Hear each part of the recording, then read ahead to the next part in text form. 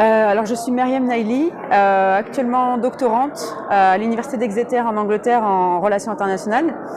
Je suis également membre du comité de pilotage de WISO, donc qui est un observatoire académique sur le Sahara occidental. Également membre de Western Sahara Campaign UK.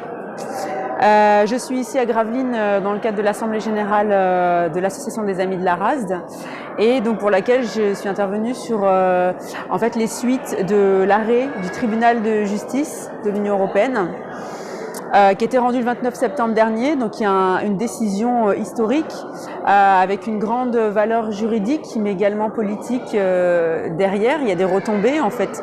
Le politique ne peut pas ignorer le droit. Cette décision, en tout point, elle reprend les arguments du requérant, donc le Front Polisario, qui a été reconnu en fait recevable, de venir en fait contester des accords qui le touchent et qui touchent le peuple du Sahara occidental en particulier.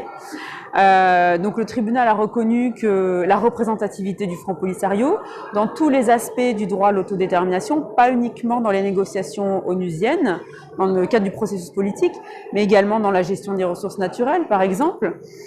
Et cette représentativité, le tribunal s'est basé sur toutes les activités du Front Polisario dans le cadre de ces accords qu'il signe avec le Maroc. Les accords de paix sont signés avec le Maroc, avec la Mauritanie, avec le fait que le Front a adhéré aux conventions de Genève en 2015, le fait également que la Commission a rencontré le Front Polisario, donc la Commission ne peut pas ignorer l'existence juridique du Front Polisario. Donc tous ces aspects-là ont fait que tout simplement le Front Polisario est reconnu comme le représentant unique et légitime du peuple, et donc le peuple, donc on lui a reconnu sa qualité de peuple. Le tribunal a écarté toutes les notions de population concernée, de peuple autochtone. Non, le peuple du Sahara occidental est un peuple colonial qui a des droits. Et donc le tribunal a été très clair là-dessus, et sur le fond, le tribunal a tout simplement rejeté les arguments en fait du Conseil et de la Commission. Donc le Conseil qui était soutenu par la Commission, la France, l'Espagne et le Maroc par le biais de syndicats.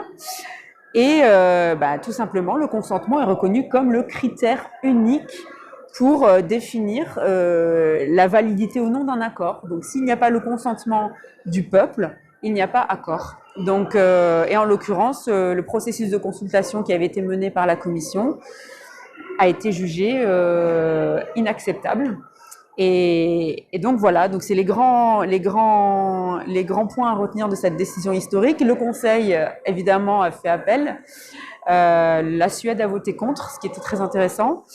Et donc on attend une nouvelle procédure et une décision dans les 18-24 mois. Donc on pense que la Cour confirmera, et si elle le confirme, alors dans ce cas-là, soit l'Union européenne reste avec le consentement, soit l'Union européenne s'en va. Voilà.